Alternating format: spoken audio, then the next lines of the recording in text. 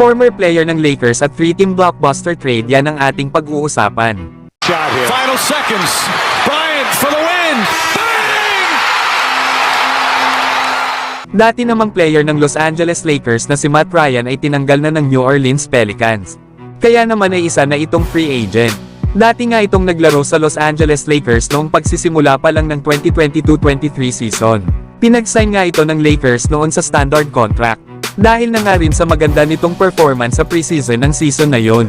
Pero na-waive naman ito ng Lakers noong December sa 2022. Na agad naman itong kinuha ng Minnesota Timberwolves para sa kanilang two-way deal. Na last season nga ay kinuha naman muli ito sa panibagong two-way contract, pero sa pagkakataon na ito ay sa New Orleans Pelicans na. Na nauwi nga rin ito sa pag-convert sa standard contract. Na ngayon ay na-waive naman siya sa Pelicans. Kaya kung naghahanap ang Lakers ng isang solid na sharpshooter sa kanilang second unit next season, ay tamang-tama itong si Matt Ryan sa kanilang kupunan. Isa nga itong forward na may tangkad na 6'6". Sa ngayon ay may edad pa lang itong 27 years old.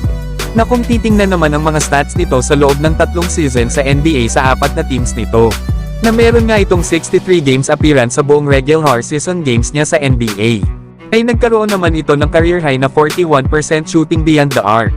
Kaya solid talaga ito kung makukuha ito ng Los Angeles Lakers, na kung matatandaan nga nyo mga idol noong naglalaro pa ito sa kupunan ng Lakers.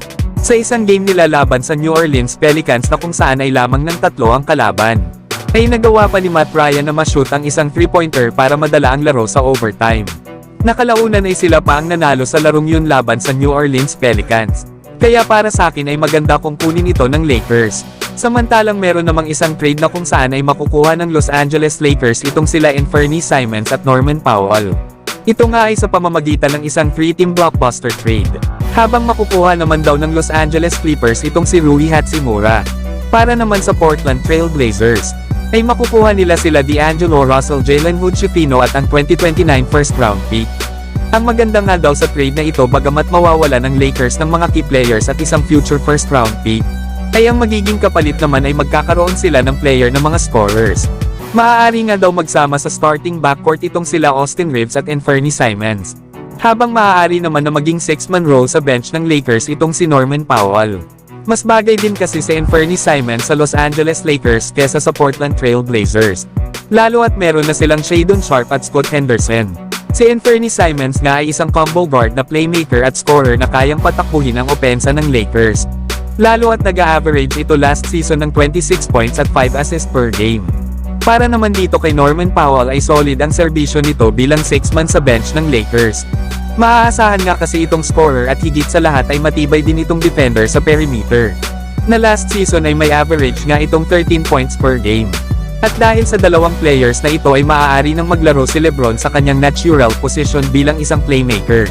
Magiging madali na nga ang opensa ng Lakers dahil kana Anthony Simons at Norman Powell. Kaya panigurado na hindi lang pang play-in ang kupunan ng Los Angeles Lakers next season. At ganun din naman sa Clippers na kung saan ay makukuha nila si Hachimura na isang versatile forward. Habang para naman sa Portland Trail Blazers, ay solid ang future first round pick na makukuha nila sa Lakers. Lalo at ito ang inaasam-asam ng karamihan na makuhang draft pick. Lalo at sa mga taon na yan ay retired na si LeBron habang si Anthony Davis ay possible nang wala sa Lakers. Isa pa ay nasa expiring contract na rin naman si D'Angelo Russell, kaya madali na nila itong matitrade sa ibang kupunan. At maaari naman nilang i-develop pa ang guard na si Jalen Hood-Schifino. Pero kayo mga idol, ano ang masasabi nyo sa 3-team blockbuster trade na ito?